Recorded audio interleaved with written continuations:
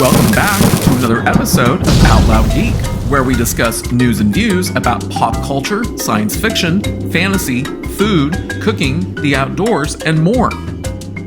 Go woke, go broke. That continues to be the best way to describe the total box office disaster known as Madam Web, which is a Marvel Spider-Verse movie that was produced by Sony and Columbia Pictures. But before proceeding, I'd like to ask everyone to please like this video, please subscribe to this channel, and please press the bell to receive notifications. Thanks! One very interesting piece of news that was buried in an article in The Hollywood Reporter has to do with this movie's production budget. When I initially began searching for that information a few weeks ago online, the numbers ranged anywhere from $80 million to $100 million from different sources. So I had initially settled upon a production budget of around $90 million, which was the midpoint of those two numbers. Then I switched to $80 million when that appeared to be the more correct value, until I happened upon the article from The Hollywood Reporter that was published last week and claims that the movie's production budget is in the low $100 million range. So I am revising my data to reflect an approximate production budget of $100 million, which, when multiplied by 2.5 and 3.0 to account for the 50% of gross box office ticket sales that movie theaters keep for themselves, as well as the additional costs of marketing the movie and other miscellaneous costs that the studio pays above and beyond the production budget, I can estimate that the movie's break-even point probably ranges anywhere from $250 million to $300 million, which is higher than the $200 million to $240 million range that I had previously used.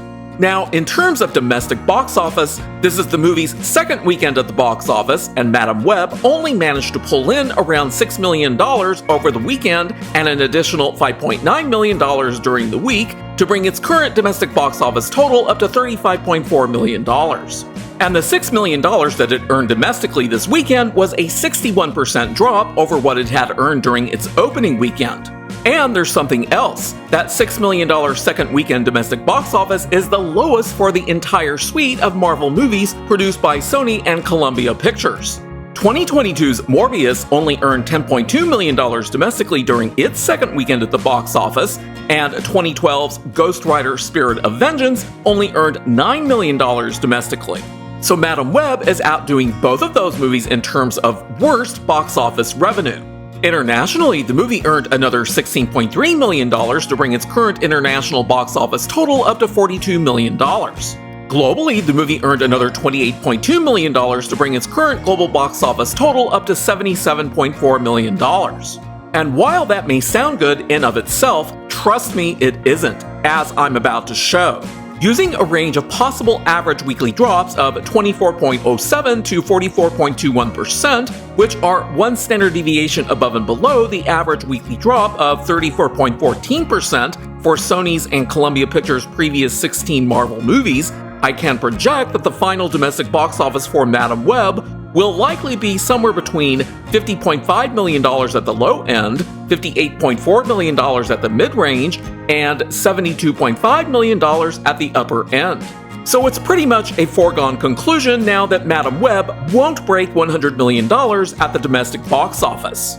There's also a very high likelihood that Madam Web won't earn as much domestically as the $73.9 million that Morbius earned domestically in 2022, as represented by the orange line in the chart.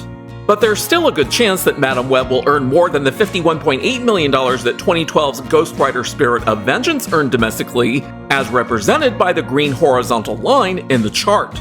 So it very likely won't be the lowest grossing Marvel movie for Sony and Columbia Pictures domestically, but it will most likely be the second lowest.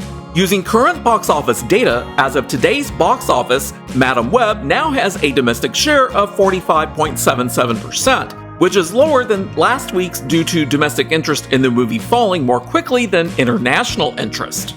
And that figure is within the 31.04 to 49.72% range that's one standard deviation above and below the Sony and Columbia Pictures Marvel movie average domestic share of 40.38%. Nonetheless, using the movie's current domestic share of 45.77%, I can project that the movie's final global gross box office values will probably range from $110.3 million at the low end, $127.6 million at the mid-range, and $158.5 million at the upper end.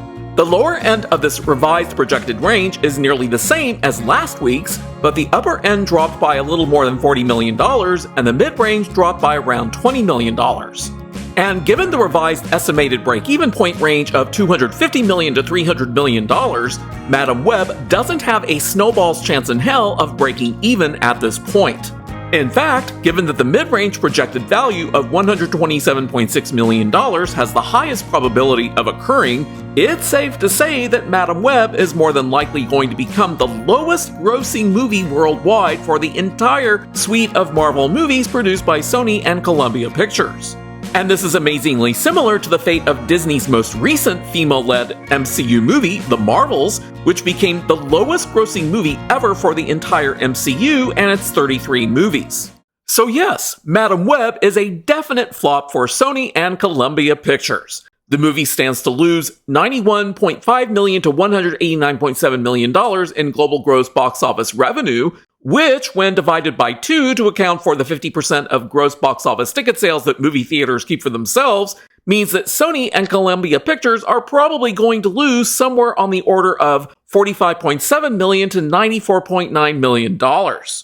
And while this may not ultimately become the biggest flop for 2024, it's definitely one of the largest flops to begin the year. And as I said before in last week's video about this movie, as long as Hollywood studios continue to push the woke identity politics message in everything that they produce, they're going to just keep on losing money and continue proving the saying, go woke, go broke. Thanks for watching today, and a huge thanks to everyone who has subscribed to our channel. We appreciate your support.